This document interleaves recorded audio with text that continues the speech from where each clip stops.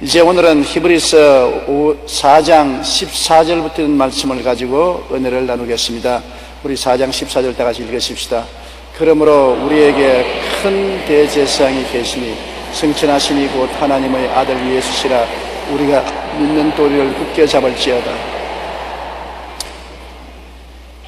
레위 족속들은 성전에서 봉사하는 일을 하는 것입니다. 레위 족속 중에서 아론은 대제사장으로 택함을 받고, 아론의 후손들은 모두 다 제사장 역할을 하는 것입니다. 레위 사람들은 제사장은 못합니다. 제사장 밑에서 받들어서 교회에 여러 가지 업무를 다하는, 요사이 말하면 장로나 안수집사나 권사나 구역장이나 지역장들, 이런 교회 직분 가지고 일하는 사람처럼 레위 족속은 그렇게 일하는 것이고, 제사장은 요사이 말하면 목사, 전도사, 제사장인 것입니다. 그런데 구약에는 혈통이 엄하게 지켜져요. 제사장은 반드시 아론의 자손만 제사장이 되는 것이지 절대로 다른 사람은 제사장이 못 됩니다. 그리고 레위 사람들도 자기 혈통을 쫓아서 레위 사람이 되지, 레위의 혈통에 태어나지 않은 사람은 레위인이 되지 못하는 것입니다. 그런데 제사장인데 왜 여기에는 큰 대제사장이라고 말했었습니까? 큰 대제사장이요. 보통 대제사장이 아니라 큰 대제사장이 되는 건데, 우리가 나이 많으신 원로 목사를 보고 우리 큰 목사님이라 그러지 않습니까? 보통 목사라 그러다가도 또 큰 목사라 그러는 사람들도 있는데, 아직 나보고 큰 목사라는 말을 한 사람은 못 봤어요. 하와이에 가니까 우리 제자 선교사가 머리가 허옇게 되어 있어요. 그래서 내가 머리에 물 좀 들여. 그 젊은 사람이 노인 앞에서 허연 머리를 가지고서 그게 뭐야? 그러니까 아이고 목사님, 자꾸 옛날에 날 보고 기도할 때 우리 성도들이 어린 종 그래서 듣기가 싫더니만, 그 다음에는 또 좀 나이가 먹으니까 젊은 종 해서 듣기가 싫어서 머리를 허옇게 하니까 이제 젊은 종, 어린 종이라고 말 안 해서 좋습니다. 그래서 물을 안 드립니다. 그러더라고. 야, 젊은 종이 얼마나 좋으냐. 나같이 늙은 종이 되면 얼마나 피곤하지 않느냐. 젊은 종이 좋으니까 머리 색깔 들여서 젊은 종으로 남아있어라. 제가 그런 말을 했습니다. 저도 자꾸 이발소에 가면 목사님 물 들이세요. 머리에 물 들이세요. 몇 가닥 안 남았는데 물 들이냐. 그래도 몇 가닥 안 남아도 그게 물을 들이면은 젊게 보이고, 그대로 내버려두면 희게 보이면 늙어 보이고 힘이 없어 보입니다. 그래서 어디 한번 들여보라 했는데, 어제 들였는데 오늘 젊게 보입니까?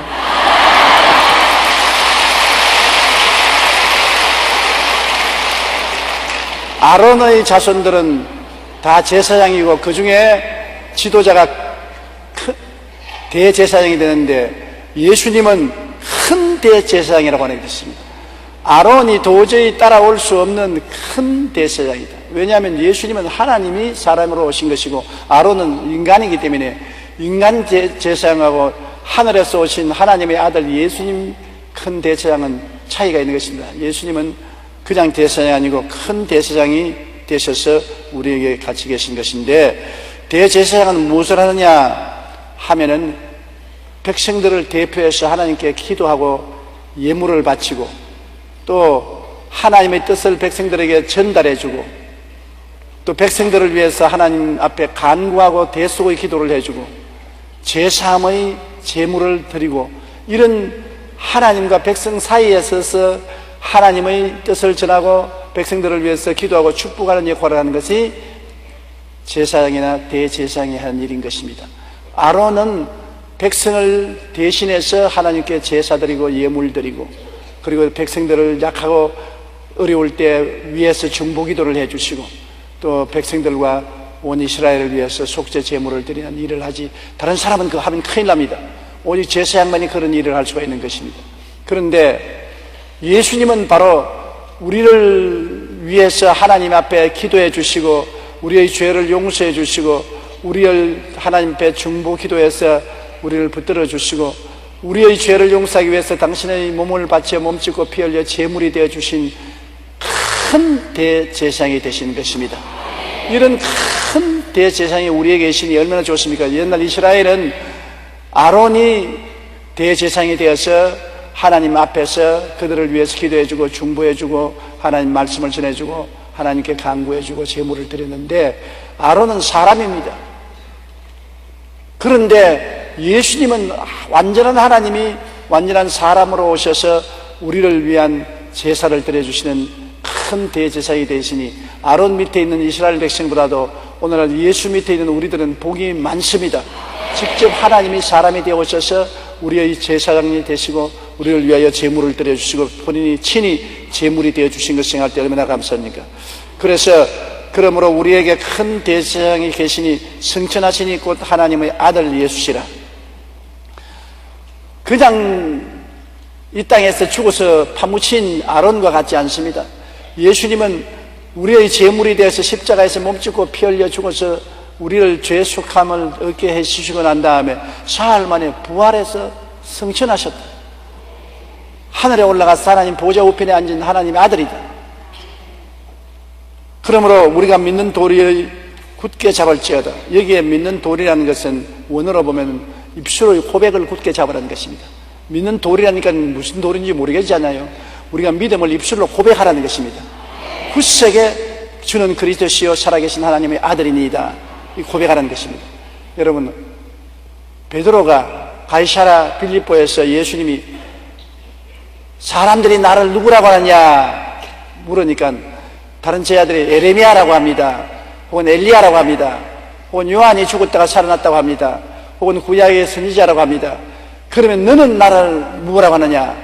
베드로가 빙긋 웃으면서 손을 번쩍 들고서 주는 그리스도시요 살아계신 하나님의 아들이니이다.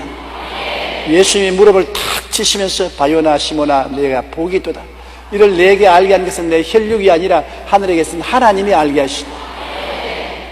여러분, 예수 그리스도를 그리스도시요 살아계신 하나님의 아들이요 우리 구주라고 인정하는 것은 하나님이 계시를 주셔야 알 수가 있지 사람의 지혜나 총명으로는 깨달을 수가 없습니다. 절대로 안 됩니다. 왜? 나사렛의 목수의 아들로 태어나서 사람들 보기에는 목수로서 더구나 그 당시에는 돌을 많이 치기 때문에 석수일도 있는 것입니다.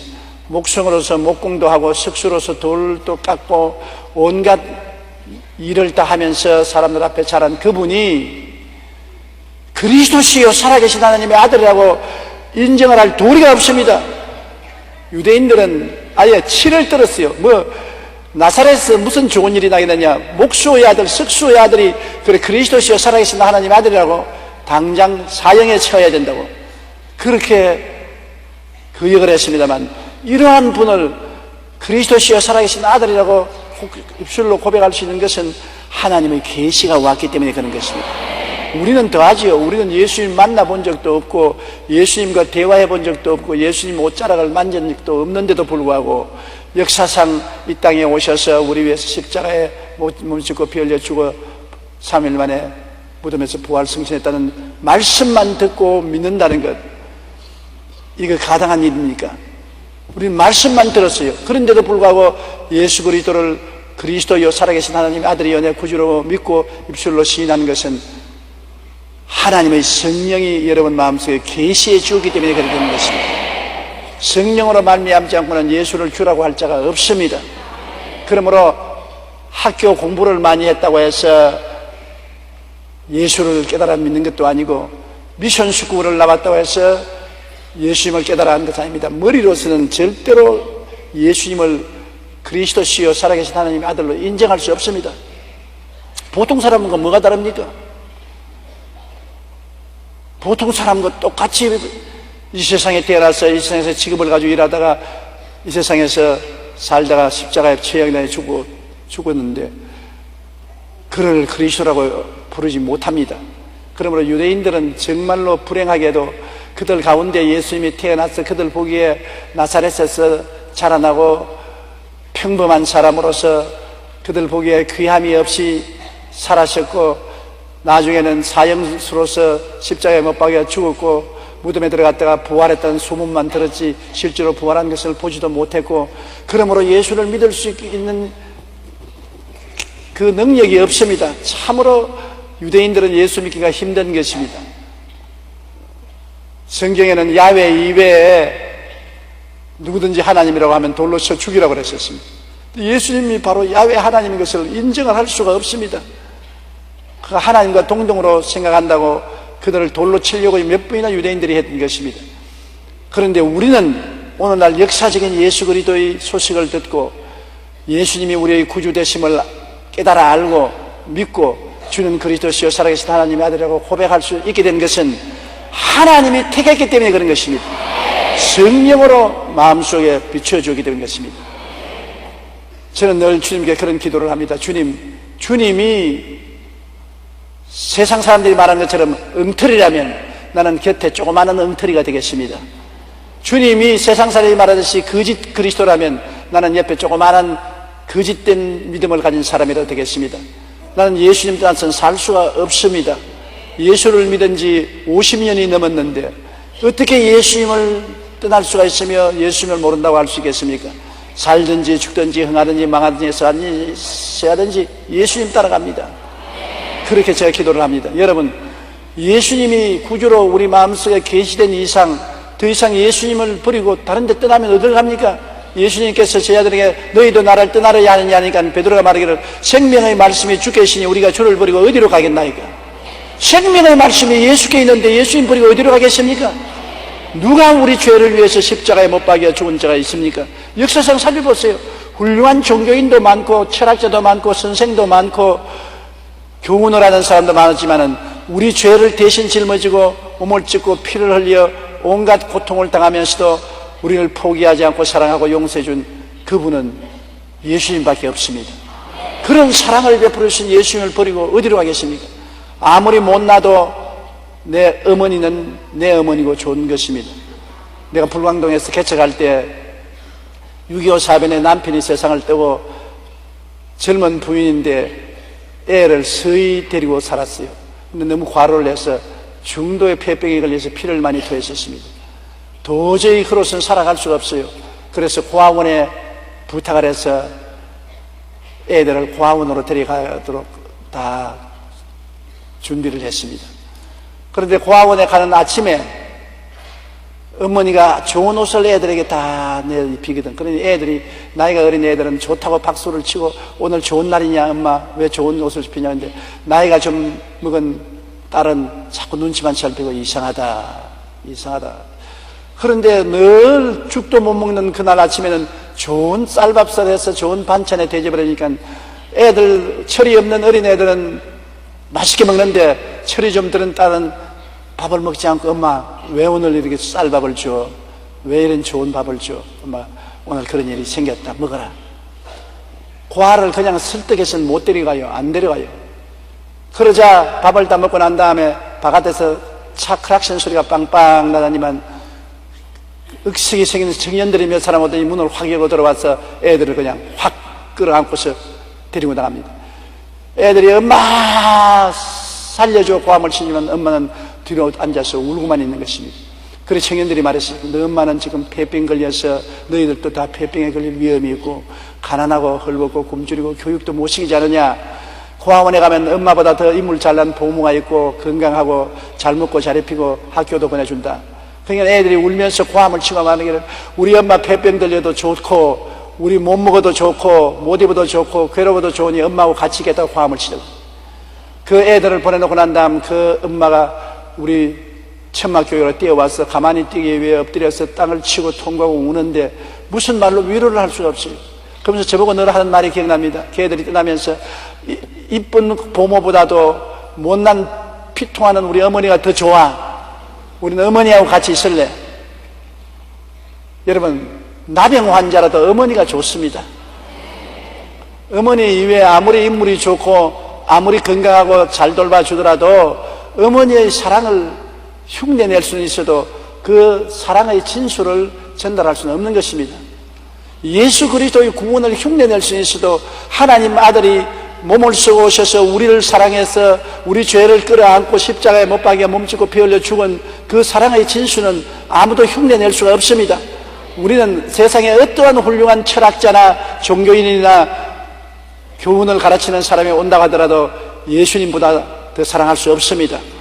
예수님은 우리를 위해서 목숨을 바치신 우리의 어머니와 같기 때문인 것입니다. 예수 사랑하시면 거룩하신 말일세.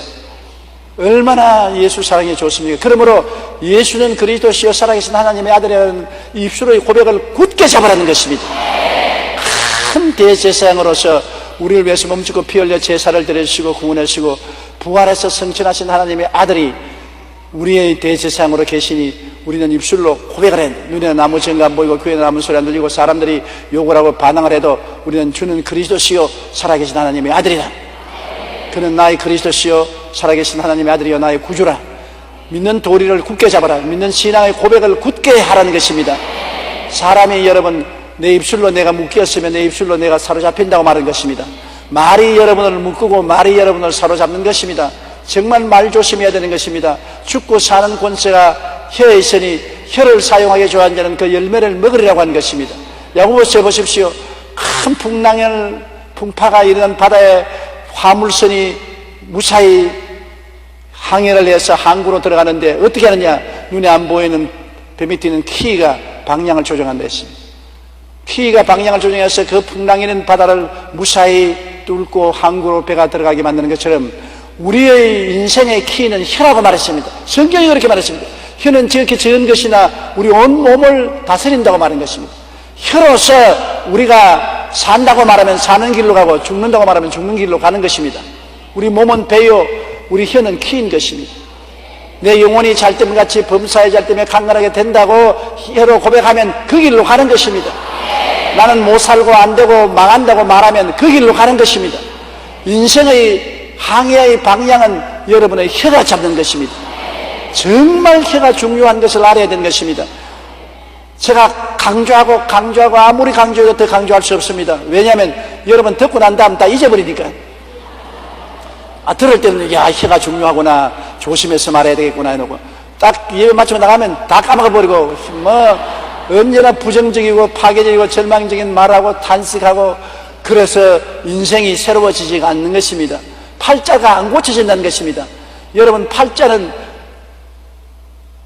혀로서 고쳐야 되는 것입니다. 먼저 꿈을 가져야 되고 믿음을 가져야 되고 그 다음 혀로서 방향을 잡아야 돼요. 여러분의 운명이 달라지는 것입니다. 그러므로 여기에 우리 신앙의 믿는 도리를 굳게 잡아라는 것도 신앙의 고백을 굳게 하라.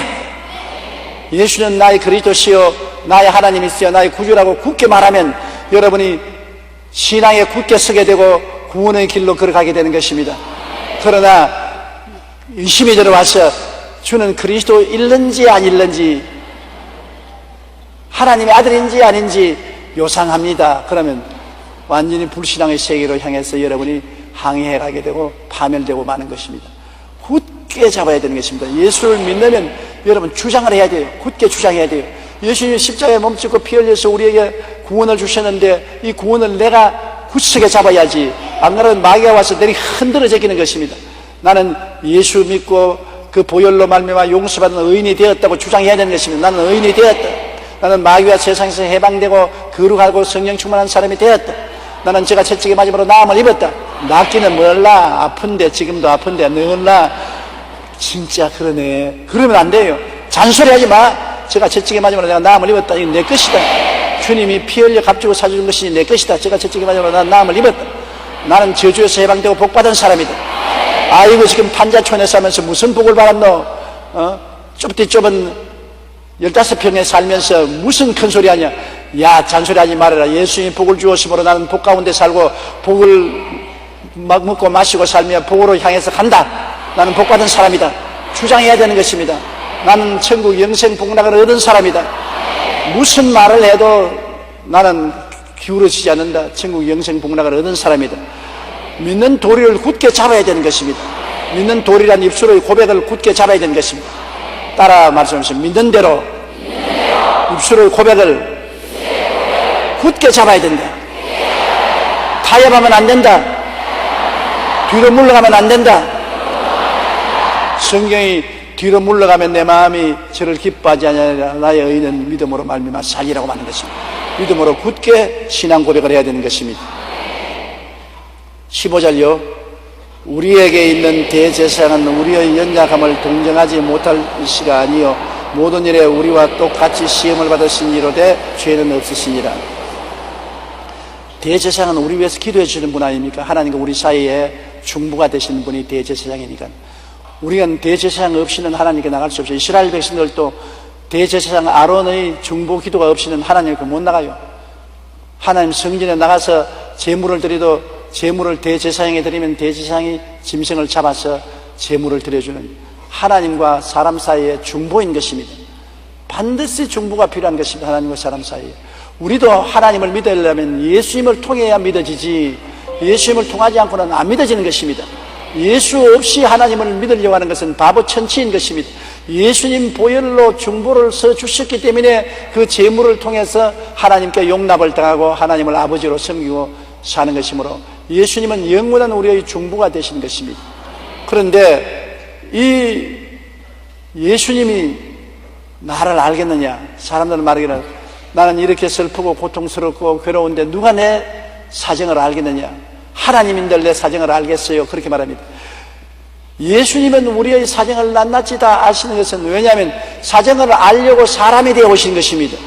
하나님으로 계시면 인간의 사정을 다 알아도 절절히 느끼지 못할 리가 수가 있기 때문에 하나님이 사람이 되어 오셔서 사람으로서 살아셨습니다. 사람들이 무시하는 가난한 사람들이 모여 사는 나사렛촌에서 주님은 태어났고, 주님은 일용할 양식을 위해서 목수일과 석수일을 하셨고, 우리와 같이 슬픔도 당하고 괴로움도 당하고 고통도 당한 것입니다. 예수님은 우리가 당하는 모든 어려움을 다 겪었어요. 죄의 유혹도 당하고 물질적인 유혹도 당하고 권력의 유혹도 당하고 여러 가지 유혹을 다 당했었습니다. 그러나 예수님은 하나님 아들로서 성령의 능력으로 죄를 이기고 죄를 짓지 않았습니다. 우리는 유혹을 당하면 넘어지고 죄를 물 먹듯이 먹고 마시고 삽니다. 그러나 예수님은 사람으로 오셨을 때 사람처럼 죄를 짓지 아니하시고 우리의 모든 죄를 대신 짊어지고 청산할 수 있는 것입니다. 내가 고슴도치 오이밭에 뒹구는 것처럼 빚을 잔뜩 짊어지시면 남은 빚 못 갚아주지요. 그렇지요? 나가 빚 두성인데 누구 빚을 갚아줍니까? 예수님은 빚이 한 푼도 없으니까 다른 사람 빚을 다 내게 맡겨라, 내게 맡겨라. 우리 빚을 짊어지십시오. 그러므로 예수님은 죄를 안 지었기 때문에 우리의 죄를 대신 짊어질 수 있지. 예수님이 우리와 똑같이 유혹에 넘어져서 죄를 지었다면 우리 죄를 짊어질 수 없지요. 우리는 과거에도 죄를 많이 지었고 지금도 예수 믿으면서도 자꾸 죄를 짓고 앞으로도 또 넘어지고 죄를 지을 것입니다. 왜냐하면 세상이 죄악의 들끓는 세상이고 마귀가 꽉 들어 차 있고 끊임없이 우리를 유혹하기 때문에 우리가 신앙이 자라면서 점점 성장해야 죄를 이기지 처음부터 날개가 달린 천사들이 되는 것은 아닙니다. 나는 사람들이 교회를 욕하는 것을 들을 때 참 가슴이 아픕니다. 예수 믿는다는 사람들이 안 믿는 사람보다 나은 게 뭐냐? 자기들도 거짓말도 하고 미워도 하고 싸움도 하고 분열도 하니 뭘 그런 것이 예수 믿는 것이냐? 우리하고 같은 것이 뭐냐? 다른 것이 뭐냐? 그렇게 욕을 하지만은 여러분, 예수 믿는 사람 안 믿는 사람이 뭐가 다른가 하면 예수 믿는 사람은 죄를 짓고 불의하고 추악하게 넘어져도 회개하고 의롭고 거룩하게 살려고 노력하는 사람인 것입니다. 예수 믿지 않은 사람은 아예 노력 안 하고 죄를 짓고 불의하고 추악한데 던져버리고 그 죄를 따라 사는 사람들인 것입니다. 적어도 죄를 이기고 살려고 회개하고 노력하는 사람하고 아예 노력도 안 하는 사람하고 차이는 천냥지 차이입니다. 세월이 흘러가면 한 사람은 저 멀리 가 있고 한 사람은 뒤에 떨어지는 것입니다. 산 위에 올라가려고 애를 쓰는 사람하고 산 밑에 앉아서 자꾸 욕만 하는 사람하고 세월이 흘러가면 어떻게 합니까? 어떤 사람이 산 밑을 지나가다 보니까 두 사람이 앉아서 한 사람은 올라간다고 다른 사람은 못 올라간다 1년이 지나고 난 다음 다시 그 산 밑에 와보니까 한 사람만 앉아서 못 올라간다고 있더랍니다. 다른 사람은 어디냐고 보니까 산꼭대기에 올라앉아서 올라간다고 하는 사람은 제일 처음에 못 올라가는 사람은 같이 앉아있을 수도 1년이 지나고 나니까 벌써 산꼭대기에 올라가고 못 올라가는 사람은 여전히 앉아서 못 올라간다는 것입니다. 이 세상에서 너희가 우리보다 다른 게 뭐냐고 비난하는 사람은 여전히 죄악 가운데 있고 불의와 추악과 저주와 절망 가운데 있지만은 늘 넘어지고 자빠지고 죄를 짓지만은 회개하고 거룩하고 의롭게 되려고 애를 쓰는 사람은 세월이 흘러가면 완전히 변화되어 그 사람과 천양지 차이의 삶을 살게 되는 것입니다. 예수 믿는 사람은 빛을 향해서 나아가는 사람이요 믿지 않은 사람은 어두움에 앉아서 나아가지 않는 사람인 것입니다. 안 나아가는 사람이 나가는 사람 보고 자꾸 흉을 보는 것입니다.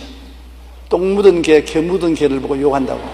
자기는 똥이 묻었으면서도 개 묻은 개를 보고서 개 묻었다. 아유 들어라 개 묻었다. 나아가는 사람을 보고 자꾸 욕을 하고 자기는 나아가지 않은 사람이 죄악 가운데 있는 사람들인 것입니다.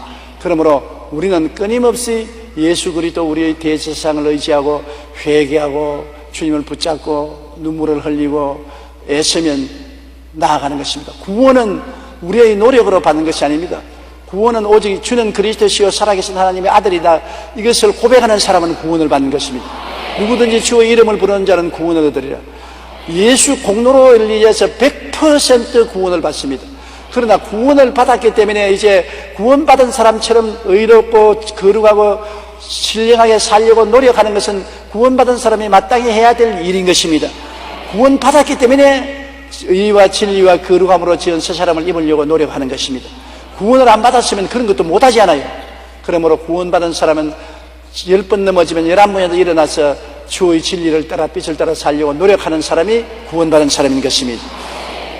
우리에게 있는 대제사장은 우리의 연약함을 동정하지 못할 진리가 아니고 우리의 연약함을 다 깨달아 알기 때문에 주님께서는 하루에 7번씩 70번 넘어지더라도 다시 일으켜 손을 잡아 당겨주시면서 털털 털어주시고 씻어주시면서 다시 용기를 내, 다시 힘을 내, 일어나 같이 가자, 주저앉지 마라, 물러가지 마라고 하시는 것입니다. 왜냐하면 우리의 약함을 아시기 때문에 주님께서 우리를 끌어일으켜 주시는 것입니다.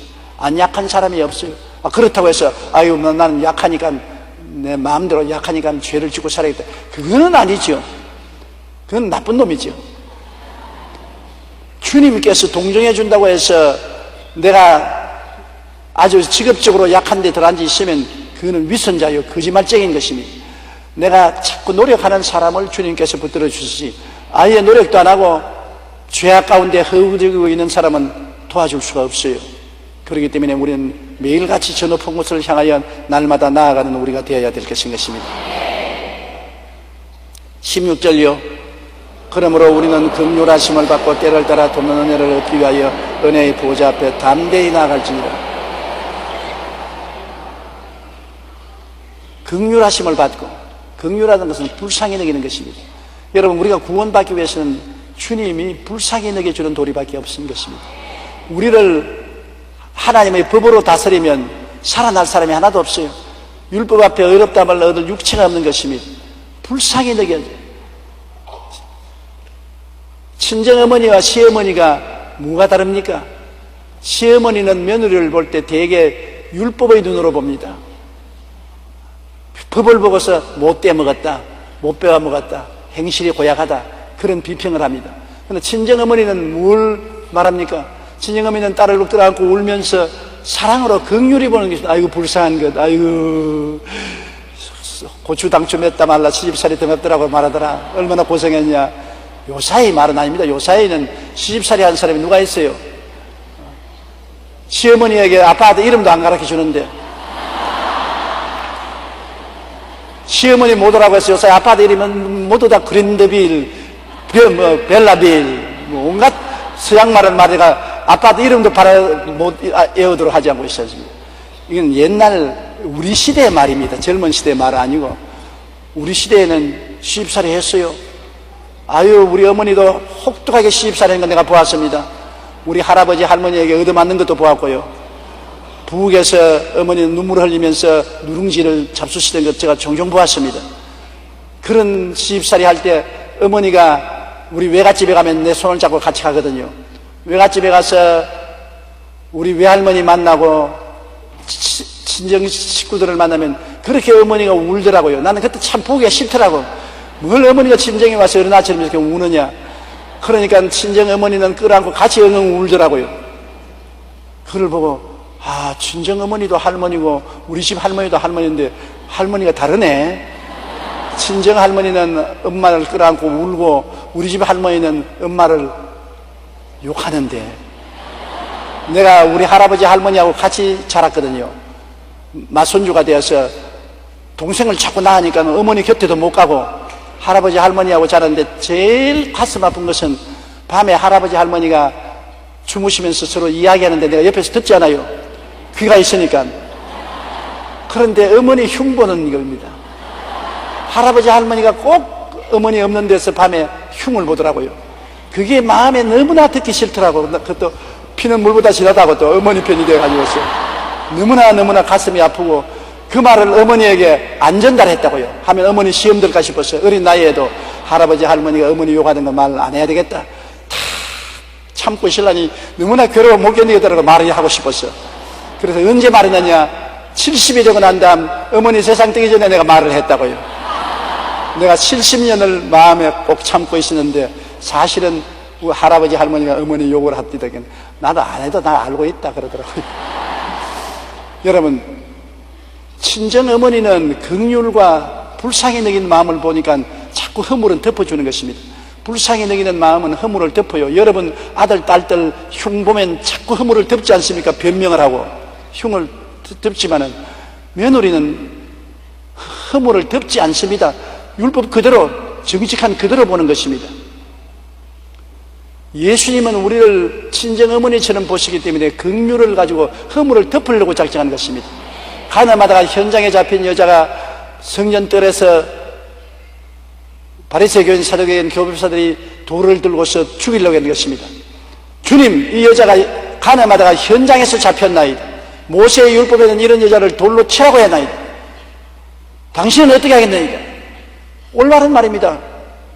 이 여자가 가늠하다가 잡혔으니 율법에는 돌로 쳐 죽이라는 것, 정확하고 올바른 말인 것입니다. 율법적인 말이요. 그대로라면 돌로 쳐 죽여야 되는 것입니다. 그런데 예수님은 율법으로만 이 여자를 보지 않고 긍휼한 마음으로 보았었습니다. 그래서 율법대로 돌로 쳐 죽여라 말하지 아니하시고 주님은 그 사람들의 얼굴을 바라보시고 난 다음에 눈을 마주치고 당신들 중에 죄가 없는 사람이 먼저 이 여자의 돌로 치시오. 그러고 난 다음에 예수님께서 엎드려서 손가락으로 글을 적습니다. 뭘 적으셨습니까? 그들의 감추인 죄를 적어 내려가는 것입니다. 예수님이 돌로 치지 말란 말 안 했습니다. 가늠하다가 잡혀지지 않은 돌로 쳐 죽이라는 율법 그대로 예수님이 돌을 치기는 치되 죄 없는 사람이 돌로 쳐라. 그 말은 뭐냐면 돌로 너가 죄 있으면서 치면 그 다음 내가 돌을 들어서 너를 치겠다는 겁니다. 그러니까 모든 사람이 가슴이 탁 내려앉거든. 예수님이 가슴을 꿰뚫어 보고 있으니까 그 중에는 죄를 지은 사람, 죄를 감추는 사람들만 모여있지 죄 없는 사람이 누가 있어요? 죄를 지지 않는 의인은 없으니까 그냥 다 돌 내버려놓고 다 도망쳐버려요. 예수님께서 여자 보고 여자의 고개를 들라. 너를 고소한 자가 있느냐? 없나이다. 나도 너를 고소하지 아니하니 돌아가서 다신 죄 짓지 마라. 이것은 여러분 율법입니까? 긍휼입니까? 긍휼이지요. 긍휼이 아니었으면 이 여자는 죽었어요. 주님도 죄 없는 사람은 돌로 쳐 죽이라고 말하셨습니다. 그러나 죄 없는 사람이 없잖아요. 예수님은 이 여자를 구원하기 위해서 주님은 긍휼한 눈으로 바라봤기 때문에 그 말을 하신 것입니다. 오늘날도 주님은 우리를 긍휼히 보아서 하나님 앞에서 대속 기도를 해주기 때문에 우리가 살아있지, 우리를 긍휼히 안 보시면 우리 다 박살났어요. 하나님 앞에 박살났어요. 하나님이 우리를 율법대로 심판하려고 하시면 주님 못 자고 보면서 주님 내가 대신 못 박였지 않습니까? 보세요. 내가 개인 창에 찔려고 내 몸에 물과 피를 저 사람 위해서 다 흘렸지 않습니까? 한두 죄 때문에 그런 게 아니라 이 평생의 죄를 내가 대신 갚았으니 아버지 진노하지 마시고 사랑으로 은혜를 베풀어 주옵소서. 그 말에 아버지도 어떠한 진노도 눈 녹듯이 녹아버리고 마는 것입니다. 아버지는 예수님을 너무나 사랑하기 때문에 우리 주 예수님을 바라보면 아버지가 기뻐서 즐거워서 고함을 치시는 것입니다. 아버지 뜻을 받들어 사람의 몸을 쓰고 오시고 아버지 뜻을 받들어 그 험한 십자가 고통을 감내하셔서 인류를 구원하신 그 아들의 믿음과 순종이 얼마나 귀엽고 사랑스럽습니까? 예수님의 기도는 아버지가 얼마든지 들어주시는 것입니다. 그러므로 우리는 긍휼하심을 베푸는 예수님, 이 예수님 앞에 도움이 필요할 때를 따라 돕는 은혜를 얻기 위하여 은혜의 보좌 앞에 담대히 나가야 되는 것입니다. 우리가 주님 앞에 담대하게 기도를 해야 주님이 응답을 해줄 수 있는 것입니다. 구하라 주실 것이요, 찾으라 찾을 것이요, 두드리라 열릴 것이라 하는 것입니다. 저는 굉장히 수줍음이 많아요. 용기가 있는 것 같지만 사실은 용기가 많지 못해요. 수줍음이 많아서 남에게 해를 끼치지 못하고 남에게 담대한 말을 못하고 내가 구할 것도 담대하게 구하지 못해요. 그래서 나 혼자 여행을 하면은 호텔에 가서 식당에 가서 잘 구하지도 못해가지고서 못 얻어먹을 때가 많아요. 그런데 우리 총장하고 같이 가면은 다 얻어먹는다고요. 여성들하고 같이 가면 딱 앉아가지고서 커피가 찾으면 여보세요, 더운 물 좀 끓여오세요. 아유, 미안하게 왜 그러냐. 미안하기는 뭘 미안해. 필요한 것을 구해야지. 그 다음엔 또 있다가 우유를 따끈따끈 데워오세요. 아유, 찬 우유에도 괜찮으니까 그러지 말고. 아유, 저러니까 얻어먹지 못하지. 와서 돈 내고 우리가 밥 먹는데 우리가 공짜로 먹냐? 또 우유 가져오라. 샐러드 좀 더 가져오세요. 아, 뭘 자꾸 구하는데 가만히 내가 보니까 구하는 것마다 다 받아먹더라고요. 그래서 맞았어. 나는 여태까지 못 얻어먹은 것은 안 구했기 때문에 못 얻어먹는데 와서 담대하게 구하니까 얻어먹는구나. 물건 사러 가시다 보면 우리는 남자들은 이거 얼마요? 얼마나 큰 돈 내고 사거든. 그 나중에 오면 아주 바가지 덮어 쓰고 못 좋지 않은 거 사는데 집사람하고 같이 가면은 가서 다 흐트러서 다 들어보고 물어보고 온 난장판 정해놓고 또 다른 데 가잖아요. 그러면 옆을 착착 수지면서 아이고 미안하니까 여기서 그냥 사지 왜냐. 미안하기는 모르면 내 돈 주고 사는데 값싸고 좋은 거 사야지. 그래서 물건 보러 한 서너 상점을 가서 난장판 정해놓고 또 처음으로는 또 돌아옵니다. 그러니까 장사하는 사람들 속이 다 썩어야 되지 않습니까? 속이 썩지 않고는 같이 욕을 하고는 장사 못 해먹지 않습니까? 그러나 알뜰하게 값싸게 질 좋은 물건을 산단 말입니다. 하나님 앞에도 마찬가지인 것입니다. 하나님 앞에도 내가 자꾸 적은 것도 구하고 큰 것도 구하고 매달리는 사람에게 하나님이 응답해 주지, 체면 차리고 미안하다고 해서 구하지 않고 하나님이 알아서 해주겠지, 안 알아줍니다. 우는 애게 젖준다고 울어야 주지. 세상에 인구가 60억인데 안 우는데 여러분 소리에 귀를 기울일 여가가 있겠습니까? 물론 하나님은 전지전능하시니까 다 알겠지만 그래도 자꾸 달라고 부르짖고 기도하는 사람에게 주님 주시는 것이요, 너희가 없는 것은 구하지 아니하며요 구하라 주실 것이요, 찾으라 찾을 것이요, 문을 두드려야 열릴 것이라. 구하는 일마다 얻을 것이요, 찾는 이가 찾을 것이요, 문을 두드리는 이가 열릴 것이니라. 너희 자식이 떡을 달라면 돌을 주며 생선을 달라면 뱀을 줄 자가 있겠느냐. 너희가 악할지라도 구하는 자에게 좋은 것 주지 하거든 하물며 천국에서 구하는 자에게 좋은 것으로 주지 않겠느냐. 그러므로 여러분 자꾸 구하면은 지금 작년에 구한 것 지금 은혜 받고 응답을 받고 올해 구한 것 몇 년에 받더라도 시간이 걸리더라도 구한 것은 언제고 응답이 오는 것입니다. 우리의 생각한 때와 방법으로 오지 않고 하나님의 생각하는 때와 방법으로서 응답을 주시는 것이기 때문에 자꾸 구한 것이 좋습니다. 큰 것만 응답하는 것이 아닙니다. 지극히 적은 것 응답하는 것이 좋습니다. 여러분 덩어리가 가려운데 손이 안 미쳐서 도저히 손이 안 가거들랑 하나님 덩어리가 가려운데 덩어리 좀 긁혀주라면 언제 누가 갖다 주어도 덩어리 끓는 되로 만든 손을 누가 갖다 줄 것입니다. 왜 내가 이야기하냐? 내가 체험을 했기 때문에. 등이 가려운데 다시 손을 아무리도 손이 안 가. 그래서 하나님이 등이 가려운데 이거 등 끓는 되로 이렇게 만든 손 그거 하나 주십시오. 그리고 속으로 웃었습니다. 뭐 이런 것까지 다 구해도 하나님 주시겠는데 나중에 누가 선물로 주는데 그걸 하나 가지고 왔어요. 그 왜 가져왔냐 이거는. 우연히 가다가 보니까 이거 있었어. 목사님도 긁으면 그 건지러울 때 긁으면 좋겠다 생각해서 사왔다 그럽니다. 그것도 응답이죠. 마귀가 와서 뭐 그런 걸 다 응답이라고 하느냐. 그래도 내가 구했으니까 응답해 주셨죠.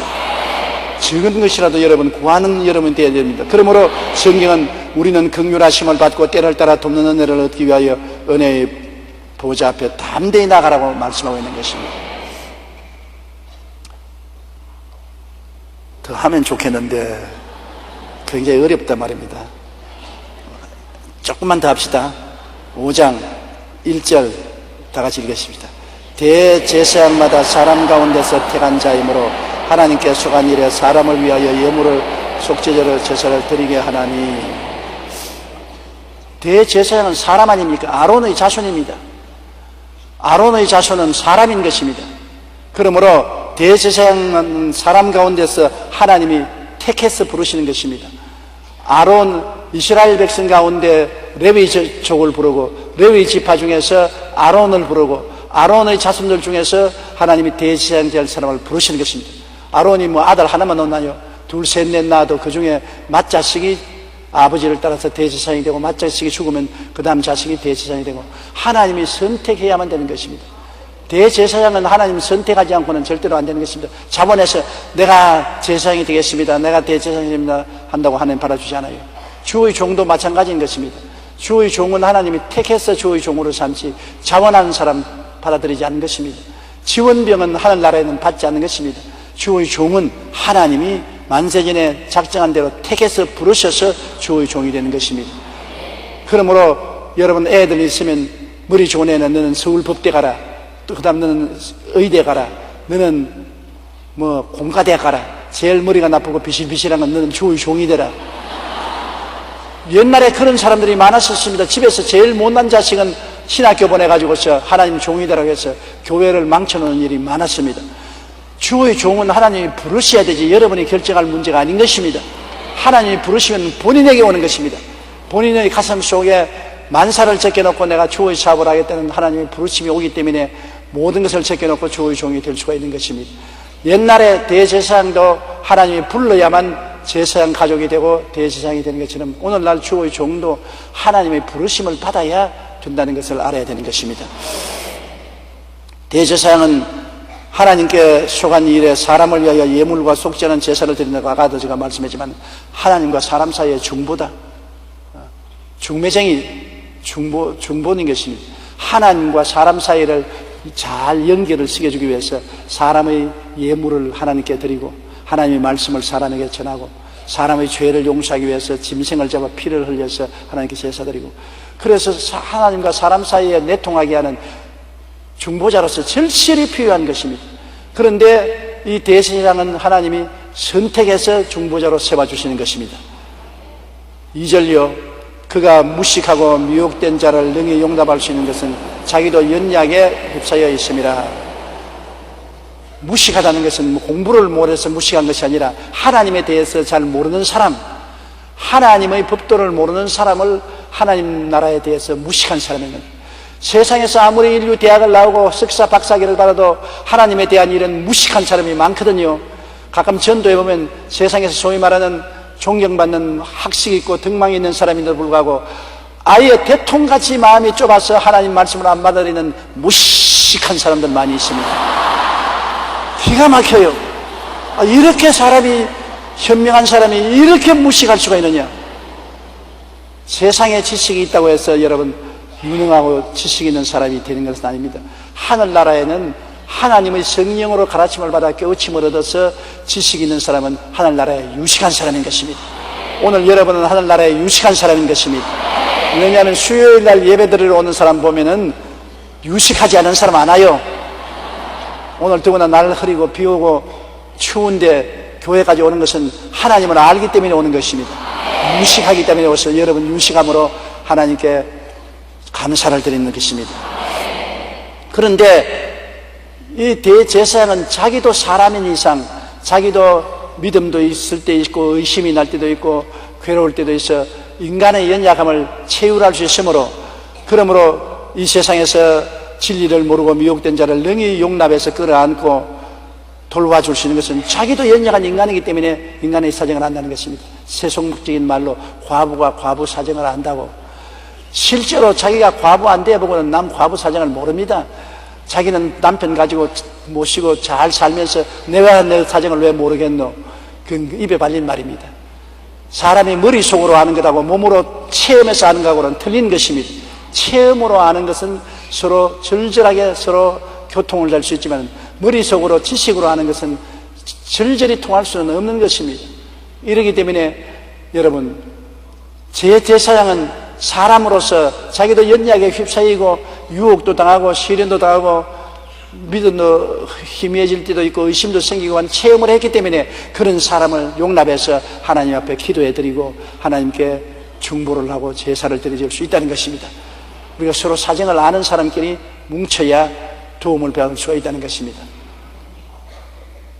3절요. 그러므로 백성을 위하여 속죄제를 드림과 같이 또한 자신을 위하여 드리는 것이 마땅하니라.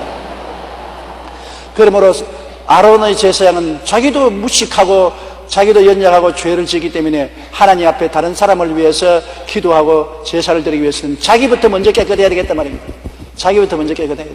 그러므로 자기 자신을 위해서 먼저 하나님께 회개하고 제물을 드리고 짐승의 피로서 죄를 씻고 난 다음에 다른 죄인들을 위해서 기도해주고 죄를 씻을 수 있는 것입니다. 주의 종도 마찬가지인 것입니다. 주의 종도 자기가 하나님께 부르짖어 기도해서 예수님이 그리스도인 것을 확실히 마음속에 깨닫고 믿고 길이요 진리요 생명인 것을 확인해야 다른 사람에게 예수를 가르칠 수 있지. 자기도 알쏭달쏭 하면서 남에게 예수 믿고 구원받으라면 무슨 힘이 있고 능력이 있습니까? 확신이 없지요. 주의 종은 자기가 성령을 받아서 방언도 하고 충만한 체험을 하고 난 다음에야 다른 사람에게 성령이 계시니 성령 받으라고 확실히 말할 수 있지. 자기도 성령 체험하지 못하고 들은 이야기를 가지고서 다른 사람에게 성령 받으라면 확신을 가지고 말할 수가 없는 것입니다. 제가 병자 위해서 왜 기도하냐고 사람들이 자꾸 말합니다. 나는 폐병으로 죽다가 살아났고 한평생의 병으로 고통을 많이 당했기 때문에 하나님의 도우심이 없으면 살 수가 없으므로 매일같이 하나님 건강을 주시옵소서, 치료해 주시옵소서, 내 육체의 생명을 달라고 해서 체험했기 때문에 앓는 사람의 사정을 잘 알고 대신 기도해 주실 때 내가 담대하게 기도할 수가 있는 것입니다. 자기가 체험한 것을 남에게 베풀 수가 있는 것입니다. 그러므로 대제사장은 자기가 먼저 하나님께 용서를 체험하고 자기를 위해서 제사를 드리고 난 다음에 용서와 하나님의 은혜를 체험하고 난 다음에 백성들을 위해서 제물을 드리고 기도를 해줄 수가 있는 것입니다. 4절요. 이 존귀는 아무도 스스로 취하지 못하고 오직 아론과 같이 하나님의 부르심을 받은 자라야 할 것입니다. 존귀로운 일이지요. 하나님을 사람들을 이끌어서 하나님 앞에 나오게 만들어주고 하나님의 말씀을 대변해서 사람들에게 가르쳐주고 축복해주고 정말로 존귀한 자리인 것입니다. 주의 종의 자리는 존귀한 자리예요. 여러분 장로나 안수집사나 권사나 서리집사나 지역장 구역장들은 그 정도의 차이는 있지만 다 제사장들인 것입니다. 주님 앞에서 사람들을 위해서 기도해드리고 중보의 기도를 해주리고 하나님의 말씀을 전하고 하나님의 축복을 구해주는 중보의 역할을 하는 것이기 때문에 참 중요한 길입니다. 존귀한 자리인 것입니다. 평신도보다도 집사가 더 존귀하고 지역장 구역장이 더 존귀하고 그 다음 직분이 높아질수록 더 중보의 역할을 크게 해야 되는 것입니다. 주의 종이라는 것은 자기가 어떤 지위를 자랑하기 위해서 주의 종이 되는 것이 아니라 더 많은 중보를 하는 사람이 주의 종이 되는 것입니다. 더 많이 성도를 위해서 기도하고 하나님 말씀을 전하고 성도들을 복받게 하기 위해서 물심양면으로 노력하는 중보의 역할을 하는 사람이 주의 종이 되는 것입니다.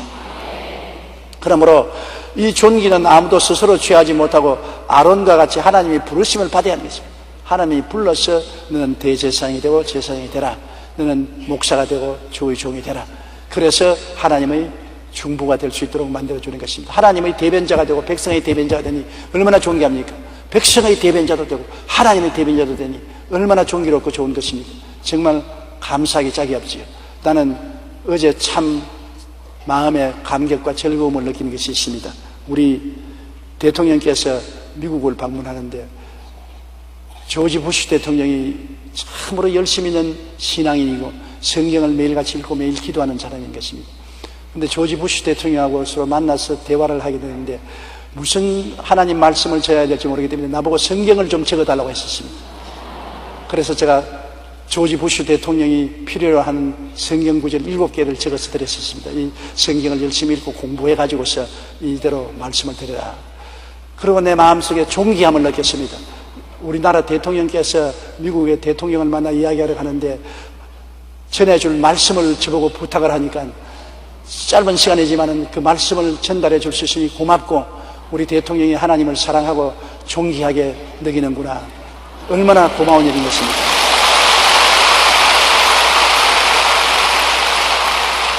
한 나라의 지도자가 하나님을 알고 하나님을 두려워하고 하나님을 섬기고 말씀을 가지고 떨면 하나님이 반드시 같이 계신 것입니다. 사람의 힘으로 못하는 것 하나님이 하시지 않습니까? 하나님이 문을 열면 닫을 자가 없고 닫아놓으면 열 자가 없는데 누가 하나님 같이 계신 일을 대적할 수가 있는 것입니까? 우리는 우리 지도자를 위해서 열심히 기도하고 하나님의 영광이 같이 하도록 노력을 해야 될 것입니다. 5절요. 또한 이와 같이 그리스도께서 대제사장이 되심도 스스로 영광을 취하심이 아니요 오직 말씀하시니까 그에게 이르시되 너는 내 아들이니 내가 오늘날 너를 낳았다 하셨고, 예수님이 대제사장이 된 것은 예수님도 하나님의 아들이지요. 물론 하나님의 아들이지만은 사람으로 오셔서 스스로 자원해서 내가 대제사장이 되겠다고 말한 것이 아니라 하나님께서 직접 부르신 것입니다. 하나님께서 예수님을 보고 말하기를 너는 나의 아들이라 오늘날 내가 너를 낳았다고 말씀하셨습니다. 물론 예수님은 하나님과 동시에 거하신 하나님 제2위 되는 하나님인 것입니다. 여러분, 아버지가 태양이라면 예수님은 빛이요 성령이면 열인 것입니다. 태양이 있자마자 동시에 빛도 있고 열도 있는 것입니다. 태양이 생기고 한참 있다가 빛이 있고 열이 있는 것이 아니라 태양과 빛과 열은 동시에 생겨나는 것입니다. 그렇지, 아버지와 아들과 성령은 동시에 계신 것입니다. 영원전에 동시에 계시고, 그러므로 아버지가 계시고 난 다음에 아들이 생긴 것이 아닙니다. 아버지와 아들과 성령은 동시에 계신 것이지만은 아버지가 태양이라면 태양 속에서 빛이 나고 열이 나는 것처럼 아버지 속에서 예수님이 나오시고 성령이 나오셨으므로 아버지가 예수님을 아들이라고 부르신 것입니다. 그래서 너는 내 아들이니 내가 오늘날 너를 낳았다, 주님께서 그렇게 말씀하셨고, 또 6절에요. 또한 이와 같이 다른 데서 말씀하시되 내가 영원히 멜기세덱의 반차를 따르는 제사장이라 하셨으니, 시편 110편 4절에 보면 하나님께서 예수님 보고 너는 멜기세덱의 반차를 잡는 영원한 제사장이라고 하나님이 직접 제사장으로 부르신 것입니다. 여러분, 멜기세덱이라는 것은 아론의 반차를 쫓아낸 제사장이 아닌 것입니다. 아직 아브라함이 자식을 낳기 전에 그때 벌써 멜기세덱은 대제사장으로 있었습니다. 그러므로 아브라함 후손들이 이삭과 야곱과 12아들들이 나중에 이스라엘 백성이 되고 그 가운데서 아론의 자손들이 대제사장이 됐지만 그들보다 훨씬 전에 아브라함 시대에 가나안 땅에서 살렘 왕 멜기세덱이라는 사람이 있었습니다. 살렘은 평화인데 평화와 정의의 왕인 멜기세덱이라는 대제사장이 있었습니다. 그 제사장이 아브라함을 위해서 축복해주고 떡과 포도주를 주고 아브라함에게서 11조를 받았었습니다. 그런데 이는 아론의 자손이 아닙니다. 아론의 제사 직분이 아닌 다른데 독립적인 대사 직분으로 하나님 부르신 것입니다. 이처럼 원래 이스라엘 백성들 중에서 제사장이 되려면 아론의 자손이 되어야 되는 것입니다. 그런데 예수님은 아론의 자손이 아니에요. 예수님의 혈통은 유다 지파에서 난 것입니다. 다윗이 유다 지파에서 나왔고 다윗의 후손으로서 예수님이 태어났기 때문에 유다 지파에서는 제사장이 나올 수 없어요. 그런데 유다 지파에서는 제사장이 나올 수 없지만 주님은 하나님께서 부르실 때 너는 아론의 지파에서 제사장이 된 것이 아니라 그 훨씬 조상 아브라함 시대에 있었던 멜기세덱의 제사 직분을 따라서 제사장이 되었다고 말씀한 것입니다. 그러므로 계통이 아론의 계통이 아니라 아론보다 훨씬 높은 멜기세덱의 계통을 쫓은 제사장이 되었다고 하나님이 말씀하시므로 하나님이 직접 명령하고 임명한 제사장입니다. 이거 상당히 복잡해요. 여러분 알락하면 알쏭달쏭 할 겁니다. 그래서 내가 좀 더 자세히 설명하기 위해서는 다음번으로 미루는 게 좋겠습니다. 그러나 예수님이 좌우한 하나님이 특별히 보내신 제사장으로서 큰 대제사장으로서 하나님과 우리 사이에 완전한 중보가 된다는 것을 아시기 바랍니다. 하나님은 여기 계시고 우리는 여기 있는데 우리 하나님과 우리 사이에 중보를 해주실 완전한 중보자가 예수님인 것입니다. 당신의 몸을 찢고 피를 흘려서 하나님과 우리 사이에 길을 확 틔워놨습니다. 그리고 자비와 긍휼로서 우리를 끌어안아 주시기 때문에 예수님을 통해서 언제든지 하나님께 나올 수 있고 하나님께 기도하고 응답받고 하나님의 성령을 받을 수가 있고 하나님과 동행할 수 있는 것입니다. 예수님이 우리의 중보자가 되신 것입니다. 따라 말씀하시죠. 예수님은 나의 완전하고도 영원한 중보자시다. 나를 사랑하시고 나를 불쌍히 여기셔서 끝까지 돌봐주시는 중보자이시다. 그러니 이 예수님이 계시니까 우리는 담대할 수 있는 것입니다. 우리가 잘 살 때나 못 살 때나 좋을 때나 어려울 때나 답답할 때나 괴로울 때나 예수님이 계시기 때문에 그리스도에 나가서 부르시면 주님이 하나님 앞에서 중보를 해주셔서 도움을 받을 수가 있게 되는 것입니다. 은혜의 보좌 앞에 우리가 담대히 나가서 조그마한 것으로부터 시작해서 큰 것까지 다 기도하여 구하고 응답받는 여러분 되시기를 주님 이름으로 축원합니다.